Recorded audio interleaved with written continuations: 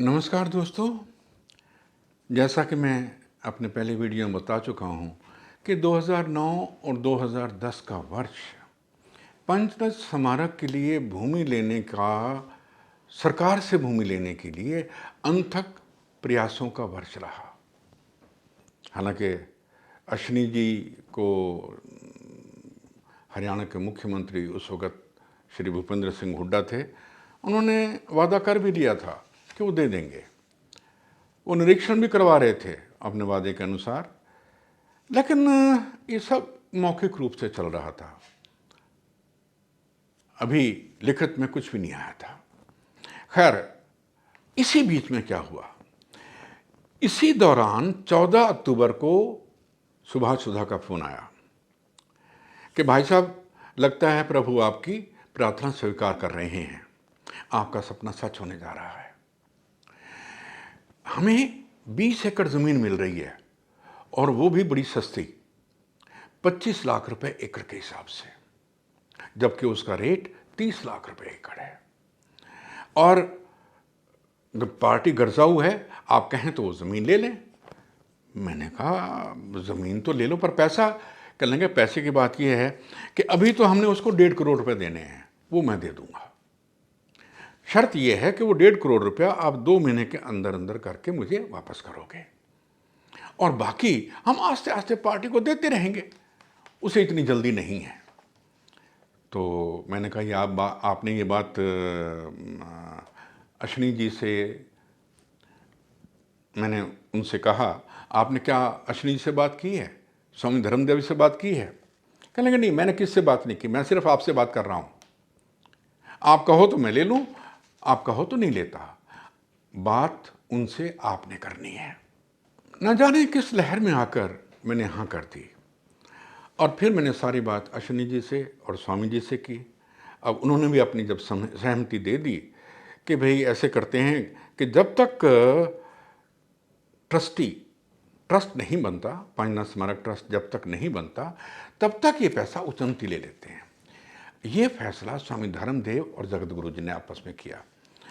अब पैसा इकट्ठा करने की जिम्मेवारी जो है, जो हमने 1.5 करोड़ रुपया 2 महीने में इसको देना था सुभाष सुधा को, उस पैसे को इकट्ठा करने की जिम्मेवारी धर्मदेव और जगत गुरु ने अपने ऊपर ले ली कि जब ये ट्रस्टी बन जाएंगे, ट्रस्ट बन जाएगा, तो पैसा हम वापस कर देंगे।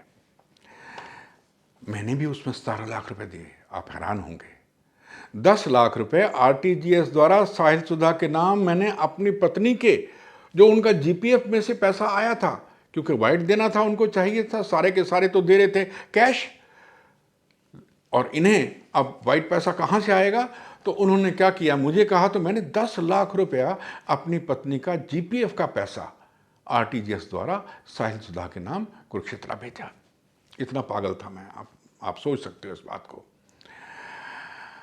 अब साहब क्या हुआ, देखते ही देखते संत भी हैरान रह गए, मैं भी हैरान रह गया। 1.5 करोड़ तो 10-15 दिन में ही इकट्ठा हो गया। अब संतों को यह लगा, अरे हमारे हाथ तो खजाने की चाबी लग गई। पंजाबी तो बहुत पागल है, अपने पुरखों के लिए सब कुछ वारने के लिए अभी तैयार बैठा है, जितना हम मांगते हैं। एक आदमी ने तो 50 लाख रुपया दिया, एक ने 25 लाख की हां भरी। कमाल हो गई, जिसको जितना कहते वो पैसा देता गया। इतनी जल्दी पैसा इकट्ठा हो गया, ना संतों ने सोचा था, ना मैंने। अब बात ये चली, मैंने कहा अश्विनी जी आप इसके अध्यक्ष बन जाओ, ट्रस्ट के। कहने लगे देखो भाई, मेरे पास पहले ही पंजाब केसरी का अखबार का बहुत काम है, और आपने इधर भी मुझे बना रखा है, मैं नहीं बनता, आप बन जाओ इसके। मैंने कहा नहीं, मैं पैसा नहीं इकट्ठा कर पाऊंगा। ऐसा करते हैं, मैंने अपने मन की बात बताई कि इन संतों को पैसे से क्या मतलब, ये तो अपना घर बार माँ बाप सब छोड़ के आते हैं और संत बनते हैं, इन्हें पैसे से क्या मतलब। ऐसे करते हैं, स्वामी धर्मदेव को बना देते हैं। अब उन्हें भी लगा कि मैं ठीक कह रहा हूँ शायद। कहने लगे ठीक है, आप बात करो स्वामी धर्मदेव से। मैंने स्वामी धर्मदेव से बात की, वो तो उनके तो मन के लड्डू फूट रहे थे। कहने लगे ठीक है, जैसे आप कहते हैं वैसे कर लेते हैं। अब सबको पता लग गया कि स्वामी धर्मदेव अध्यक्ष बनने जा रहा है ट्रस्ट का। बात तो छुपती नहीं है। अब हुआ क्या कि 6 फरवरी 2011 में, भाई संविधान को एक बार पढ़ के सुना देते हैं सीनियर मेंबर्स को। सुरेंद्र गुलाटी कहने लगा, थी तो फॉर्मेलिटी ही, किसने क्या सुझाव देने थे। फिर भी उस बैठक में सुरेंद्र गुलाटी ने ये संविधान जो है पढ़ के सुनाना शुरू किया।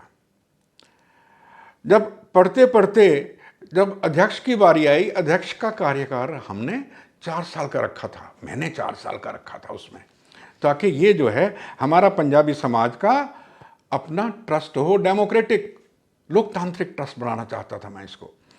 तो क्या हुआ, यूं ही वो इस लाइन पे आया कि अध्यक्ष जो है 4 साल का होगा, कहते कहते कहता स्वामी जी को क्यों ना आजीवन अध्यक्ष बना दिया जाए। अब क्योंकि सबको पता था स्वामी धर्मदेव इसके अध्यक्ष बनने वाले हैं। अब उसने जो ही कहा स्वामी धर्मदेव को इसका अध्यक्ष क्यों ना बना दिया जाए आजीवन, सबने तालियां बजा दी। मुझे बहुत ही गुस्सा आया, क्योंकि संयोजक मैं था, वो मेरे अंडर था, मेरे बगैर पूछे वो वहां अनाउंस कर रहा है कि आजीवन बना दें, और सबने तालियां बजा दी। मैंने उस वक्त ही उसका हाथ खींचा, मैंने कहा ये क्या कर रहे हो, ये तुम तो खत्म कर रहे हो, हम तो लोकतांत्रिक ट्रस्ट बना रहे हैं, 4 साल का रखा था इसका अवधि जो रखी थी। कहता वो मेरे उसने पैर पकड़ लिए, गोडों का हाथ पकड़ने लगा, लगाने लगा, कहने लगा कि आप बुजुर्ग हो, मैं इसको ठीक कर दूंगा, अब तो सबको कह दिया है और तालियां बज चुकी हैं, अब तो कहना कुछ ठीक नहीं है, मैं पर वादा करता हूं कि जल्दी ही इसको मैं ठीक कर दूंगा।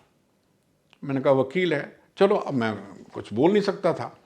इतने में सुभाष सुधा भी आ गए और उन्होंने आते ही बयाने के कागजात जगत गुरु जी को स्टेज पर जाके दिए। पर मेरी नाराजगी सबने देख ली, क्योंकि जब बाद में बैठक हुई और नाम लिए जाने लगे कि भाई गवर्निंग बॉडी के 16 मेंबर हैं, किस किस को लिया जाए, तो उसमें जितने मैंने नाम दिए वो सब इन संतों ने मान लिए। जैसे 8 नाम मैंने दिए। अब इनमें से अगर मैं नाम लूँ तो हरजीत सिंह चावला है, जैसे विजय निर्मोही है, शैलन है, डॉक्टर सुभाष खन्ना हैं, खुल्लर हैं, ये सारे नाम, विजय ढल है, जितने भी नाम थे वो थे जो मेरे नज़दीक थे, जिनको मैं जानता था कि ये मर्द के बच्चे हैं और अपनी ज़बान के पक्के हैं, ये धोखा नहीं देंगे मुझे। लेकिन जिनको मैं शेर समझता था, अब वो अभी जिंदा हैं, सब कुछ देख रहे हैं, पर वो झूठ को सह रहे हैं, सब लगे हुए हैं साथ में स्वामी जी के। हालांकि एक बात और बता दूं, मैं इस कॉन्स्टिट्यूशन में मैंने पूरी, एक कहते हैं ना जैसे कि प्रिकॉशन ली थी कि देखो पंचनद स्मारक समिति और पंचनद स्मारक ट्रस्ट में आपस में कोई टकराव ना हो, ये एक दूसरे के पूरक बनाए थे मैंने। इनके टकराने की मैंने कोई गुंजाइश नहीं रखी थी, क्योंकि जो ट्रस्टी बना था ट्रस्ट का वो 1 लाख का था। 1 लाख दिए बगैर ट्रस्ट का कोई ट्रस्टी नहीं बन सकता, जबकि पंचनद स्मारक समिति का जो सदस्य था वो 100 रुपये वाला था, 100 रुपये साल का, 1100 रुपये ताउम्र आजीवन। एक ये फर्क था। दूसरा, ट्रस्ट के 2100 से ज्यादा ट्रस्टी नहीं बन सकते, जबकि अखिल भारतीय पंचनद स्मारक समिति के लाखों सदस्य बन सकते थे, क्योंकि वो तो संगठन था, उस संगठन को चला रहे थे अश्विनी जी, और इधर हमने बनाया था स्वामी जी को, क्योंकि ये एक पुनीत कार्य था स्मारक का बनाना। ट्रस्ट का काम सिर्फ स्मारक बनाना ही था, संगठन नहीं।